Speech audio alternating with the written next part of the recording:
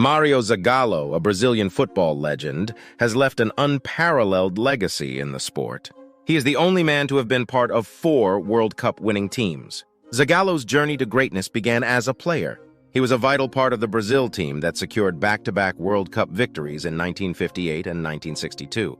As a coach, Zagallo managed the iconic 1970 Brazilian team, which is widely regarded as the greatest international team of all time.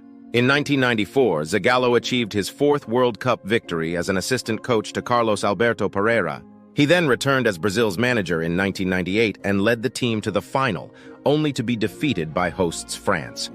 Zagallo's historic achievement of winning the World Cup as both a player and a manager has forever etched his name in football history. The world mourns the loss of Mario Zagallo, a devoted father, a legendary professional, and a great human being. Brazilian President Luiz Inácio Lula da Silva hails Zagallo as one of the greatest players and coaches of all time.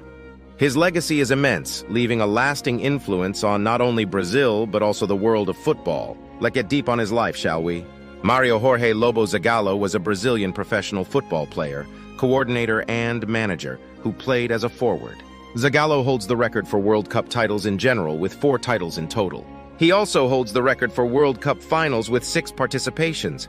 He was the first person to win the FIFA World Cup as both a manager and as a player, winning the competition in 1958 and 1962 as a player and in 1970 as manager. In addition, he won the 1994 FIFA World Cup as assistant manager. Zagallo also coached Brazil in 1974, finishing 4th, and in 1998, finishing as runners-up, and was a technical assistant in 2006.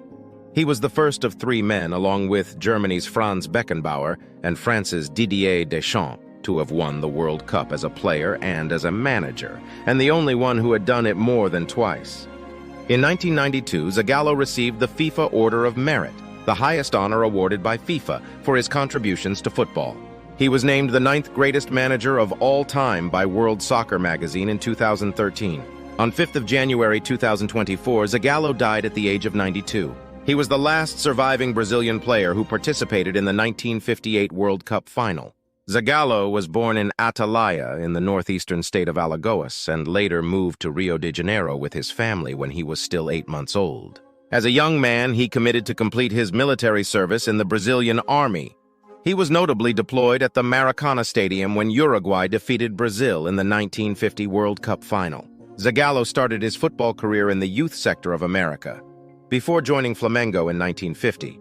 Having turned professional and established himself within the Mengão's first team, he helped the club win 3 consecutive titles in the Campeonato Carioca between 1953 and 1955. In 1958, Zagallo joined Botafogo and eventually became a part of a team that included several other regular starters of the Brazilian national team, such as Garrincha, Nilton Santos, and Didi. He went on to help the side win 2 titles in the Torneio Rio-São Paulo, as well as 2 in the Campeonato Carioca, and represented Ofogo until his retirement in 1965. Zagallo won a total of 33 caps for the Brazil senior national team between 1958 and 1964, scoring 5 goals. In 1958, he was included by manager Vicente Feola in the Brazilian squad for the FIFA World Cup in Sweden. Following an injury to Pepe, he was promoted to the starting Santos and eventually scored a goal in the final as Brazil claimed their first world title.